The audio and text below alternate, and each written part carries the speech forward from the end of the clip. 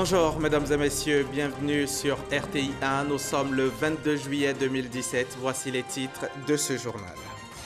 Des milliers de personnes dans le stade Félix Houphouët-Boigny et des milliers d'autres à l'extérieur ont applaudi hier soir l'ouverture des 8e Jeux de la francophonie Abidjan 2017 en présence du président Alassane Ouattara et de nombreux chefs d'État francophones. 239 millions de francs CFA de matériel et autres équipements sanitaires ont été offerts par l'OMS et ses partenaires à la Côte d'Ivoire, un don qui s'inscrit dans le cadre de la lutte contre la mortalité maternelle et néonatale. L'actualité, c'est aussi le président de l'autorité palestinienne, Mahmoud Abbas, qui a annoncé hier un gel des contacts officiels avec Israël tant que les nouvelles mesures de sécurité mises en place par l'État hébreu autour de l'esplanade des mosquées ne seront pas annulées. Il y avait comme de la magie en l'air hier soir au stade Félix Houphouët-Boigny d'Abidjan, de la lumière, du son, des personnalités de haut rang et près de 4000 athlètes et artistes venus de 53 nations pour célébrer la francophonie. Le top départ des 8e Jeux de la francophonie a été donné ce vendredi 21 juillet par le chef de l'État, le président Alassane Ouattara. Nous reviendrons sur ce spectacle féerique haut en couleur avec notre reporter Jérôme Kofi Abolin. Nous le retrouvons dans quelques minutes. Le programme donc de ce samedi, deuxième jour des Jeux de la francophonie, est le suivant. L'on a droit à la lutte libre, au tennis de table, concours culturel, ateliers de littérature, ateliers de contes, au football et au basketball, bien entendu. Hier, vendredi 21 juillet, première journée donc des 8e journées de la francophonie Abidjan 2017, journée qui s'est achevée par un dîner offert par le couple présidentiel aux invités de ce grand événement sportif de l'espace francophone. C'était hier soir à l'hôtel Sofitel Ivoire de Cocody. Gabriel Zani, notre reporter, était à ce dîner pour le compte de RTI 1, son reportage. Après une Tu peux faire cérémonie semblant d'ouverture faste marquée par les engagements forts pour la promotion de la francophonie, c'est le dîner des convives de la Côte d'Ivoire. Des chefs d'État africains, la secrétaire générale de l'Organisation internationale de la francophonie, des représentants d'autres pays de l'espace francophone, tous ont convergé ici au Sofitel Hôtel Ivoire pour le banquet. Un banquet dans une ambiance très détendue, joyeuse comme le veut la tradition à Abidjan. Le chef de l'État ivoirien est satisfait de cette première journée réussie. La Côte d'Ivoire est heureuse et fière d'accueillir les Jeux, comme Alassane Ouattara l'a affirmé des heures plus tôt. Ce lundi soir, il remercie les organisateurs et ses convives. Nous sommes heureux de vous avoir ici. Féliciter notre ami Richard Attias pour la belle sonorisation. Féliciter toute l'équipe ivoirienne extérieure qui a travaillé à nous donner une soirée magnifique. Allocution courte pour donner une note conviviale à ce dîner qui se veut le couronnement des mois de préparation de ce grand événement sportif de l'espace francophone. Hier, après avoir pris part à la cérémonie d'ouverture des 8e Jeux donc, de la francophonie, le président malien Ibrahim Boubacar Keïta, lui, a quitté la capitale économique Abidjan ce samedi matin. Il a été raccompagné à l'aéroport Félix Houphouët-Boigny par Anne-Désirée Oloto, la ministre de la Salubrité et du Développement durable. Je vous le disais à l'entame de cette édition, elles sont nombreuses, ces hautes personnalités venues du monde francophone pour assister à ces Jeux de la francophonie. Dans la soirée de ce 21 juillet, juste après l'ouverture officielle au stade Félix Houphouët-Boigny, plusieurs d'entre ces personnalités ont été reçues au palais présidentiel par le chef de l'État. Ce sont notamment le ministre français des Sports, la secrétaire générale de l'OIF et le président malgache. Le reportage est signé Awa Touré. 8e Jeu de la francophonie, plusieurs délégations de haut niveau à Abidjan. Arrivé jeudi, le président malgache, président de la conférence des chefs d'État et de gouvernement de l'espace francophone et la secrétaire générale de l'Organisation internationale de la francophonie ont échangé avec le président de la République, Alassane Ouattara. Le chef de l'État, qui a souhaité la bienvenue à ses hôtes de marque, a relevé le grand honneur pour la Côte d'Ivoire et le peuple ivoirien d'accueillir les 8e Jeux de la francophonie.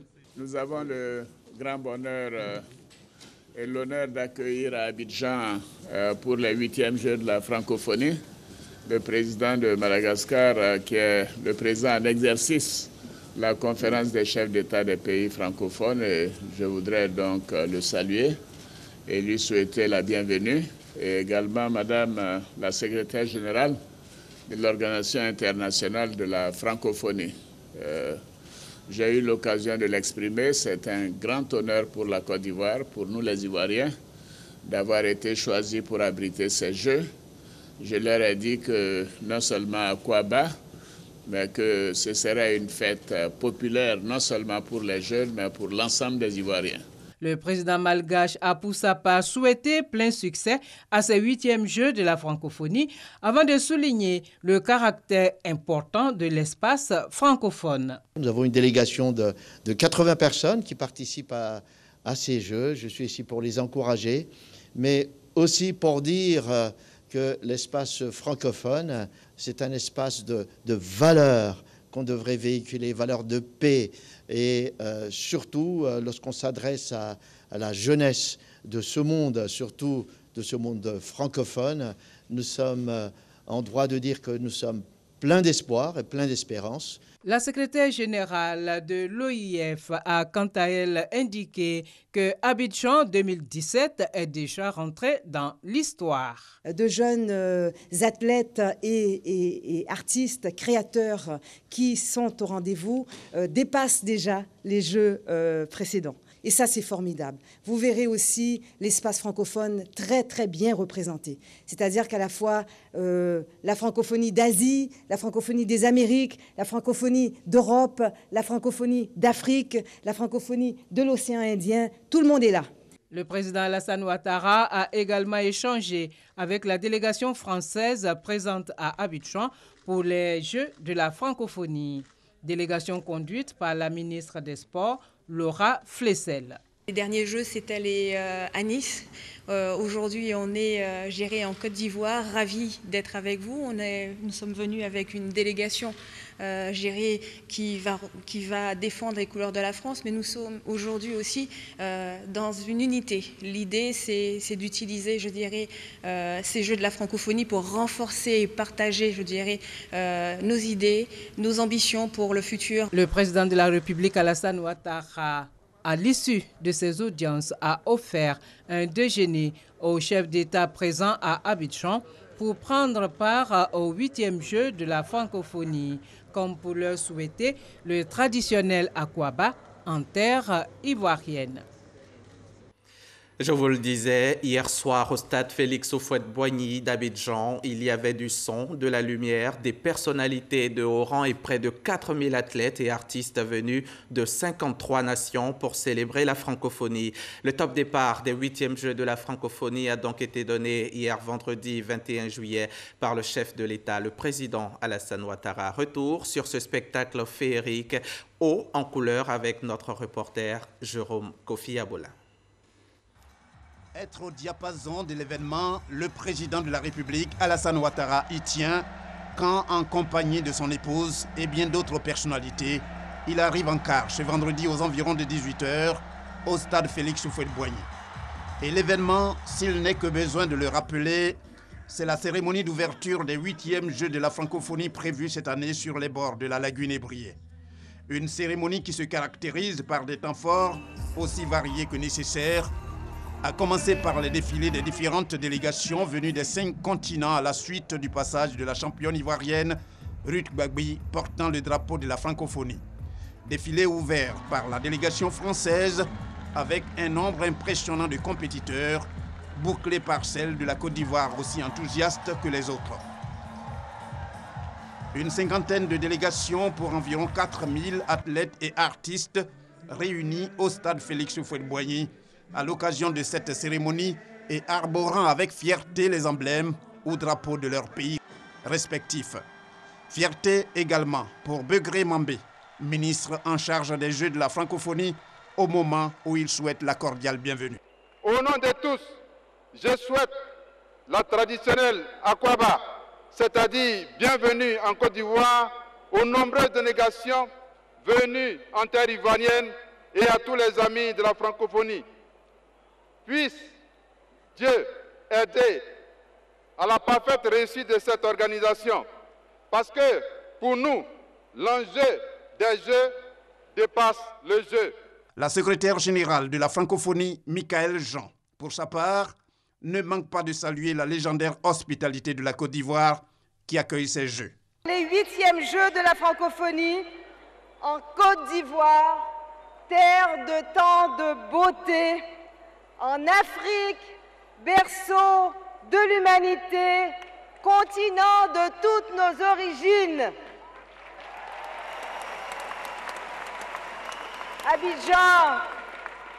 Abidjan, quand tu dis Akwaba, c'est ton cœur qui parle, parce que tu aimes et parce que tu sais recevoir. Alors, je vous dis merci. Je vous dis merci avec le cœur, Monsieur le Président de la République. Merci à toutes les Ivoiriennes et à tous les Ivoiriens. Ces Jeux sont à vous.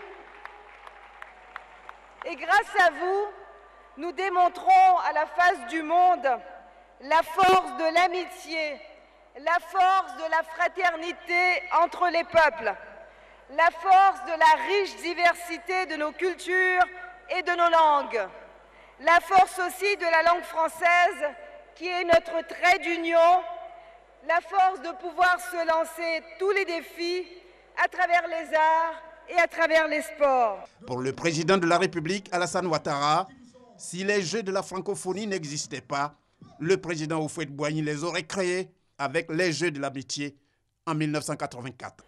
Le président Félix Houphouët-Boigny avait déjà, en 1984, c'est-à-dire il y a 33 ans, initié ici à Yamoussoukro, notre capitale, ce que nous avons appelé les Jeux de l'amitié. Et c'est cet événement qui a inspiré les initiateurs des Jeux actuels de la francophonie, dont la première édition a eu lieu en 1989 au Maroc. Cette 8e édition des Jeux en terre ivoirienne est donc en réalité un retour aux sources. Et nous en sommes fiers. Les Jeux de la francophonie constituent un cadre privilégié pour des milliers de jeunes de montrer l'exemple à travers le sport, les arts et la culture, et de promouvoir la fraternité, la solidarité, la diversité et l'excellence. Après avoir déclaré ouvert ces Jeux, le président de la République, Alassane Ouattara, reste sur place, le temps d'apprécier à leur juste valeur les prestations de quelques artistes, donnant un avant-goût de ce que l'on va vivre pendant les 10 jours d'échange et de partage à travers les compétitions. En marge de cette ouverture officielle des 8e Jeux de la francophonie, Dominique Ouattara était au vernissage de l'exposition des pièces du Musée des civilisations de Côte d'Ivoire. La première dame s'est dite impressionnée par les œuvres picturales d'artistes en herbe et autres confirmées avant de féliciter le commissariat général pour l'organisation. Thomas Guessambi. 21 juillet 2017, jour inaugural des 8e Jeux de la francophonie à Abidjan. C'est ce jour que la Bibliothèque nationale et le Musée des civilisations de Côte d'Ivoire choisissent pour ouvrir sous de nouveaux jours leur porte à Dominique Ouattara, première dame de Côte d'Ivoire. Au milieu des hommes et des femmes qui se rencontrent pour rencontrer ce qu'il y a de meilleur en eux, la première dame de Côte d'Ivoire peut se laisser conduire pièce par pièce dans un vernissage des œuvres picturales de photographes et autres artistes amateurs confirmés et artistes confirmés tout court. Vernissage des œuvres en concours durant ce 8e jeu de la francophonie de la Bibliothèque nationale. Les pas de la première dame de Côte d'Ivoire sont conduits au musée des civilisations de Côte d'Ivoire. Ici aussi, le beau, le vrai. Les racines d'une civilisation ont un intérêt particulier pour Dominique Ouattara, que le ministre ivoirien de la Culture et de la Francophonie ne peut s'empêcher de féliciter pour son goût pour l'art, qu'il soit contemporain ou ancien. La cérémonie de vernissage des œuvres en concours de ce jour, que vous venez de voir, Madame la Première Dame, montre l'universalité de l'art, dans le sens où ce art nous vient des 4 coins du monde et principalement des pays francophones. En retour, Dominique Ouattara apprécie l'envergure et surtout la qualité du travail qui a été abattu pour en arriver là. Je suis heureuse d'être avec vous aujourd'hui, chers amis de la culture et de la francophonie, à l'occasion du vernissage de l'exposition Renaissance, ou 10 000 ans de l'histoire de la Côte d'Ivoire, qui présente les pièces majeures du Musée des civilisations de Côte d'Ivoire et aussi la magnifique exposition de la Bibliothèque nationale. Aujourd'hui, ma joie est grande d'inaugurer avec vous la réouverture de notre musée national pendant les 8e Jeux de la francophonie dans notre pays. Je suis par ailleurs convaincue que cette exposition répondra aux attentes de nombreux amateurs d'art primitif, d'art africain et d'art contemporain qui la visiteront durant les prochaines semaines.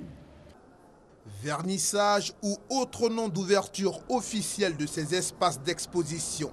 La Bibliothèque nationale et le Musée des civilisations de Côte d'Ivoire gardent plus que jamais leurs mains ouvertes pour accueillir toute visite, pour un enrichissement inestimable. La grand-messe des 8e Jeux de la francophonie bat donc son plein depuis hier 21 juillet et les délégations présentes au village des Jeux se disent heureuses d'être en Côte d'Ivoire. Elles sont satisfaites de l'accueil, de l'hébergement et encore plus des mets ivoiriens qui leur sont servis. C'est ce que nous dit notre reporter Issa Chonayeo. Abidjan, capitale du monde francophone. Pendant 10 jours, les 80 pays francophones vont célébrer la diversité, la solidarité et l'excellence à travers les 8e Jeux de la francophonie. Pour ce rendez-vous de la capitale économique ivoirienne, les différentes délégations bénéficient du traditionnel Akwaba des Ivoiriens. Au village des Jeux, ça va, on est bien accueillis, les chambres c'est correct. Bonjour à Abidjan, nous sommes heureux d'être ici. On vient pour la francophonie. Bien arrivé à Abidjan, c'est tranquille. Et pour le moment, tout se passe bien. L'accueil était chaleureux, très bien accueilli à l'aéroport.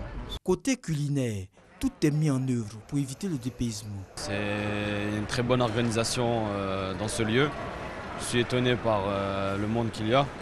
Et la très bonne organisation, c'est un pays où les personnes sont très accueillantes et très chaleureuses avec nous. Et le poisson, c'est trop bon. Les fruits sont extraordinaires. Les artistes et les athlètes promettent de donner le meilleur d'eux-mêmes pour faire de ces Jeux un succès. Les 8e Jeux de la francophonie vont se dérouler du 21 au 30 juillet. La Poste de Côte d'Ivoire, elle, est partenaire officielle de ces 8e Jeux de la francophonie pour la livraison des colis, paquets, produits et courriers que les athlètes et autres participants aux Jeux voudront expédier. 400 000 timbres viennent d'être édités pour l'occasion. Ils viennent d'être également présentés à Bruno Nabagné-Koné, le ministre de la Communication, de l'Économie numérique et de la Poste.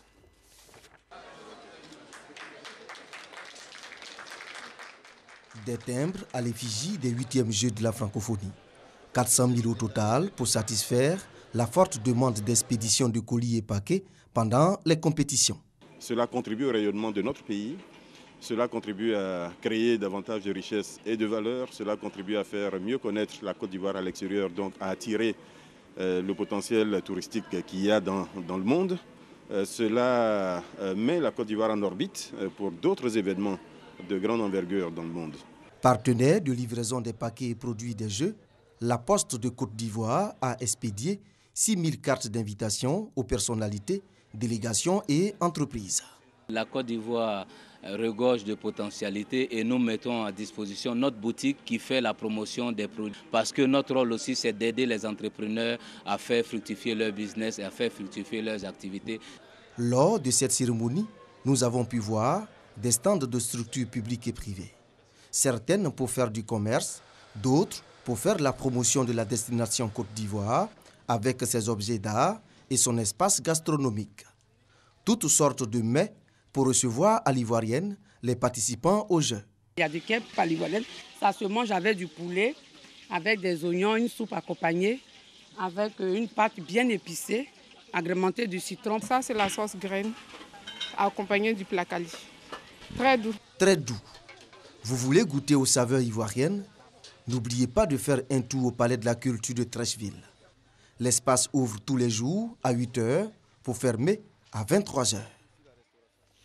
Reportage signé Francis Boiffaut. Voilà pour le chapitre à ouverture des Jeux de la francophonie. Autre chose, à présent, Guillaume Kikbafori-Soro est rentré il y a 48 heures d'une mission en Europe.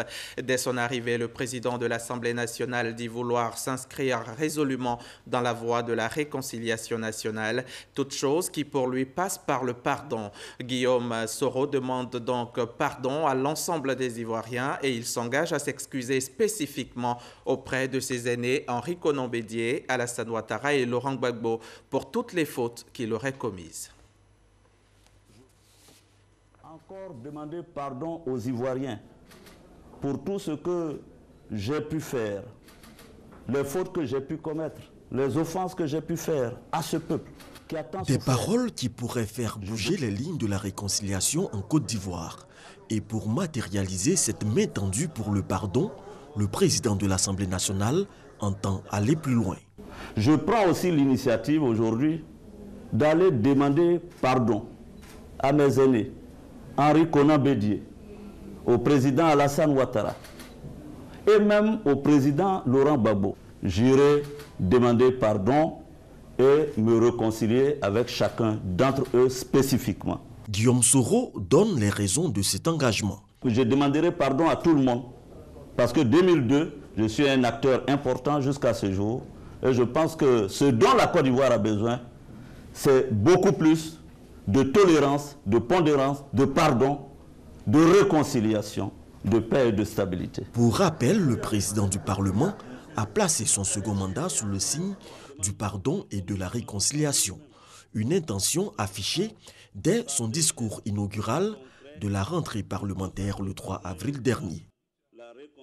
Propos recueillis par Michel Digré. Venons-en à présent à cette passation de charges au ministère du Budget et du portefeuille de l'État. C'était hier vendredi à la primature en présence du Premier ministre Amadou Gon Coulibaly. Ce dernier a salué le travail abattu par l'équipe sortante et exprimé sa confiance et ses vœux de succès à la nouvelle équipe conduite par Moussa Sanogo, le secrétaire d'État chargé du budget et du portefeuille de l'État. Le témoignage d'Herman Guivet. Première phase de la passation officielle des charges à la tête du département du budget et du portefeuille de l'État, saluant les mérites et le travail accompli par le ministre du budget et du portefeuille de l'État sortant, Abdourahmane Cissé. Le Premier ministre Amadou Gon Coulibaly a mis en lumière les avancées considérables observées en termes de gestion de budget et les plus-values obtenues grâce à l'efficacité et au travail acharné de l'équipe qui l'a piloté. Le Premier ministre Amadou Gon Coulibaly a également exprimé sa confiance au nouveau secrétaire d'État auprès du Premier ministre chargé du budget et du portefeuille de l'État, Moussa Sanogo. Je voudrais féliciter chaleureusement le tout nouveau secrétaire d'État auprès du Premier ministre, M. Sanogo Moussa, qui est chargé sous mon autorité, de poursuivre l'excellent travail abattu par le ministre Abdourahmane Cissé. Je suis confiant aussi dans la capacité très claire de Moussa Sanogo donc de relever le défi. En peu de temps, a su faire valoir aussi son expérience et ses compétences à la Banque centrale. Et il a su mettre cette compétence également au service de la primature à de nombreuses occasions, notamment lors de la préparation donc, de l'Eurobond 2017.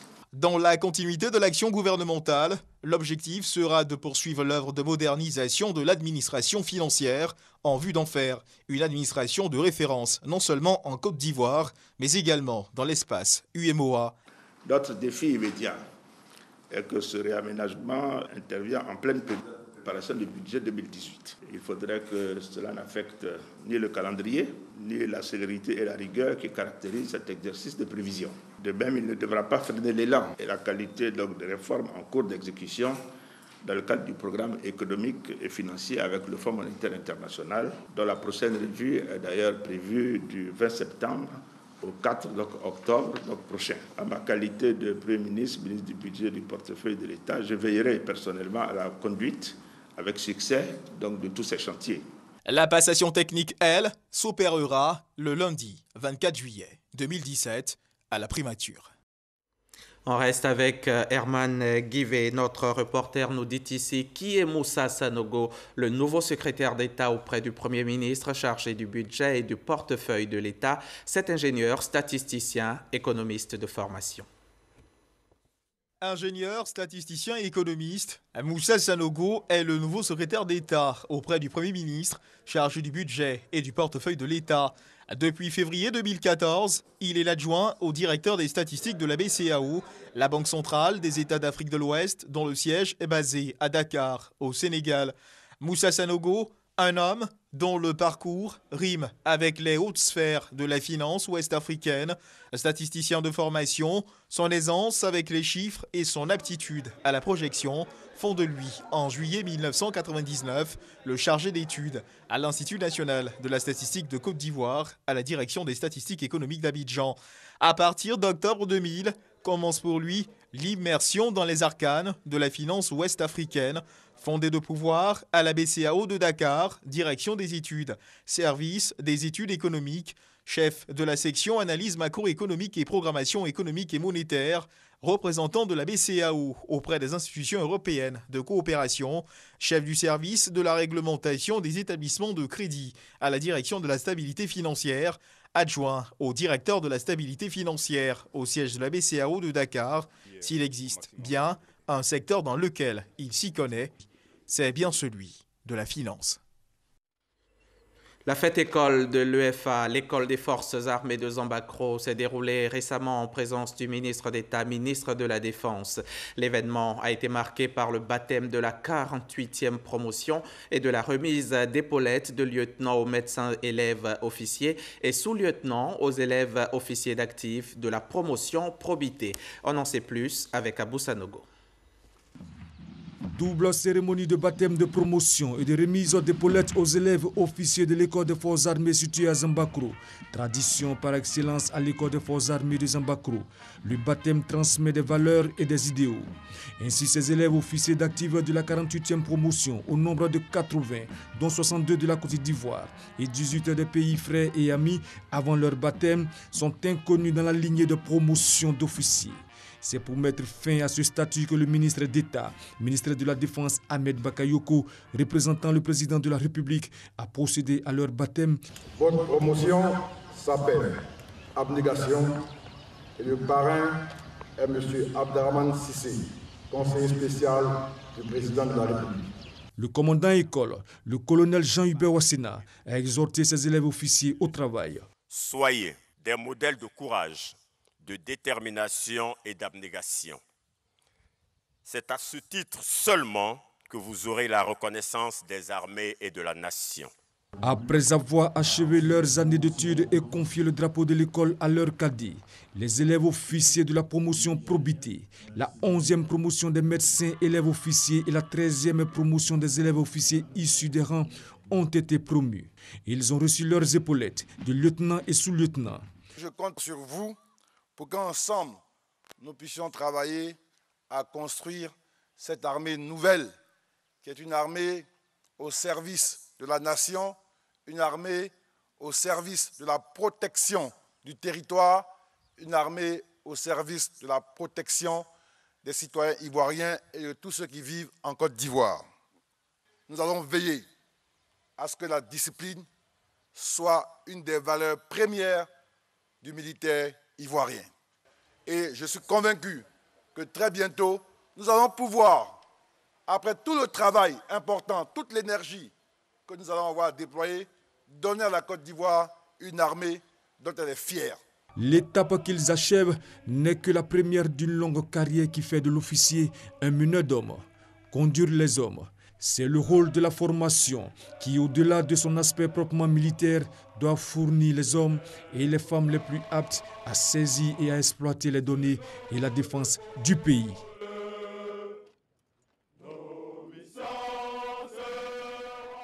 Je vous le disais en titre, 239 millions de francs CFA de matériel et autres équipements sanitaires. C'est le don que l'OMS et ses partenaires ont fait à la Côte d'Ivoire. Ce don s'inscrit dans le cadre de la lutte contre la mortalité maternelle et néonatale. La cérémonie de remise de ce don a précédé la présentation officielle du document de stratégie de coopération OMS Côte d'Ivoire. Nous y reviendrons certainement dans nos prochains journaux. Le président de l'autorité palestinienne, Mahmoud Abbas, a annoncé hier 21 juillet, un gel des contacts officiels avec Israël tant que les nouvelles mesures de sécurité mises en place par l'État hébreu autour de l'esplanade des mosquées ne seront pas annulées. Le jour même, 3 Palestiniens sont morts par balles dans des échauffourées avec les forces israéliennes qui ont fait près de 390 blessés. La tension monte aussi désormais en Cisjordanie occupée. C'est sur ces images que je vous dis au revoir. Merci de nous avoir suivis. Bon week-end sur la chaîne qui rassemble.